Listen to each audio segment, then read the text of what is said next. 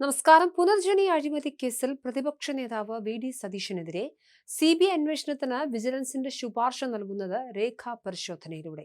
ഈ റിപ്പോർട്ടിലെ പ്രസക്ത ഭാഗങ്ങൾ പുറത്തുവന്നു. വിജിലൻസിന്റെ ശുപാർശ അടങ്ങിയ റിപ്പോർട്ട് മുഖ്യമന്ത്രിക്ക് കൈമാറിയിട്ടുണ്ട്. ഈ കാര്യത്തിൽ അടുത്ത ദിവസം തീരുമാനമുണ്ടാകും. സ്വന്തം മണ്ഡലമായ പറവൂരിൽ നടപ്പിലാക്കിയ പുനർജനി പദ്ധതിയുടെ പേരിൽ വിദേശത്തു നിന്നും ഫണ്ട് പിരിച്ചതിൽ വിജിലൻസ് നടത്തിയ അന്വേഷണത്തിൽ ക്രമക്കേട് കണ്ടെത്തിയിരുന്നു. തുടർന്നാണ് CBI അന്വേഷണത്തിന് വിജിലൻസിന്റെ ശുപാർശ. FCRA നിയമത്തിന്റെ ലംഘനം, സ്വകാര്യ സന്ദർശനത്തിനായി കേന്ദ്ര സർക്കാരിൽ നിന്നും അനുമതി നേടിയ ശേഷം വിദേശത്ത് പോയി ഫണ്ട് സ്വരൂപിച്ചതും അത് കേരളത്തിലെ അക്കൗണ്ടിലേക്ക് എത്തിച്ചതിലെ നിയമലംഘനം എന്നിവ ചൂണ്ടിക്കാട്ടിയാണ് CBI അന്വേഷണത്തിന്റെ ആവശ്യകതയിലേക്ക് വിജിലൻസ് ശുപാർശ ചെയ്തിരിക്കുന്നത്. FCRA നിയമം 2010 സെക്ഷൻ 3/2A പ്രകാരം CBI അന്വേഷണം നടത്തണമെന്നാണ് വിജിലൻസിന്റെ ശുപാർശ. കേരള നിയമസഭയുടെ റൂൾ ഓഫ് പ്രൊസീജിയേഴ്സിലെ അനുബന്ധം 2 റൂൾ 41 പ്രകാരം നിയമസഭാ സാമാജികർ എന്ന തരത്തിൽ നടത്തിയ നിയമലംഘനത്തിന് സ്പീക്കർ നടപടി സ്വീകരിക്കണമെന്നും വിജിലൻസ് ശുപാർശ ചെയ്തിട്ടുണ്ട്. ഇതും ഗൗരവമുള്ള വിഷയമാണ്. MLA സ്ഥാനത്തിന് അയോഗ്യത വരെ വരാം. മണപ്പാട് ഫൗണ്ടേഷൻ എന്ന പേരിൽ പുനർജനി പദ്ധതിക്കായി ഫൗണ്ടേഷൻ രൂപീകരിച്ചാണ് വിദേശത്തു നിന്നും പണം സ്വീകരിച്ചത്. UK നിന്നും 22,500 പൗണ്ട് വിവിധ വ്യക്തികളിൽ നിന്നും സമാഹരിച്ച് മണപ്പാട് ഫൗണ്ടേഷന്റെ അക്കൗണ്ടിലേക്ക് അയച്ചതായാണ് വിജിലൻസിന്റെ കണ്ടെത്തൽ.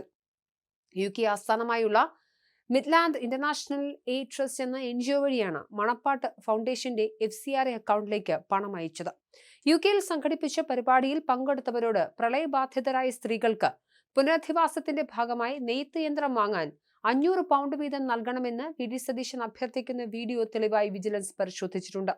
മണപ്പാട് ഫൗണ്ടേഷന്റെ സ്ഥാപകനും മാനേജിംഗ് ട്രസ്റ്റിയും നൽകിയ മൊഴിയും വിജിലൻസ് വിശകലനം ചെയ്തു.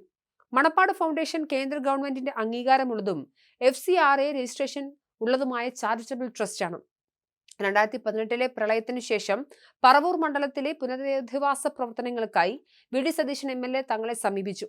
പദ്ധതിയെക്കുറിച്ച് പഠിക്കാൻ ചുമതലപ്പെടുത്തുകയും അവർ റിപ്പോർട്ട് സമർപ്പിക്കുകയും ചെയ്തു. തുടർന്ന് ലണ്ടനിൽ മിഡ്ലാൻഡ് ഇന്റർനാഷണൽ എയ്ഡ് ട്രസ്റ്റ് എന്ന NGOയുടെ സഹായത്തോടെ ഒരു ലഞ്ച് മീറ്റിംഗും സംഘടിപ്പിച്ചു. ഈ ചടങ്ങിലൂടെ 22,500 പൗണ്ട് സമാഹരിക്കുകയും അത് മണപ്പാട് ഫൗണ്ടേഷന്റെ FCRA അക്കൗണ്ടിലേക്ക് മാറ്റുകയും ചെയ്തു. ഇതിനായി ഫൗണ്ടേഷൻ പുനർജനി പ്രൊജക്ട് എന്ന പേരിൽ പ്രത്യേക അക്കൗണ്ട് ആരംഭിച്ചിരുന്നു. വിമാന ടിക്കറ്റുകൾ ഒമാൻ എയർ സ്പോൺസർ ചെയ്തപ്പോൾ താമസ സൗകര്യവും മറ്റ് ചെലവുകളും ട്രസ്റ്റ് നേരിട്ടാണ് വഹിച്ചത്. BPCL നിന്നും CSR ഫണ്ടായി 31,20,000 രൂപ ലഭിച്ചു. ഈ തുക പൂർണ്ണമായും തയ്യൽ മെഷീനുകൾ വാങ്ങാൻ ഉപയോഗിച്ചു. മൊത്തത്തിൽ 1,80,88,375 രൂപ പുനർജനി പദ്ധതിക്കായി ഫൗണ്ടേഷൻ ചെലവഴിച്ചു. ഇതിൽ 4,74,441 രൂപ ഫൗണ്ടേഷൻ അധികമായി ചെലവാക്കിയതാണ്. ഗുണഭോക്താക്കളുടെ പട്ടിക നൽകിയത് MLA ആണെങ്കിലും അദ്ദേഹത്തിന് നേരിട്ട് സാമ്പത്തിക സഹായമൊന്നും ലഭിച്ചിട്ടില്ലെന്നും ട്രസ്റ്റ് അവകാശപ്പെടുന്നു. വിജിലൻസ് ഡയറക്ടറായിരിക്കെ യോഗേഷ് ഗുപ്തയാണ് CBI അന്വേഷണത്തിന് ശുപാർശ നൽകിയത്.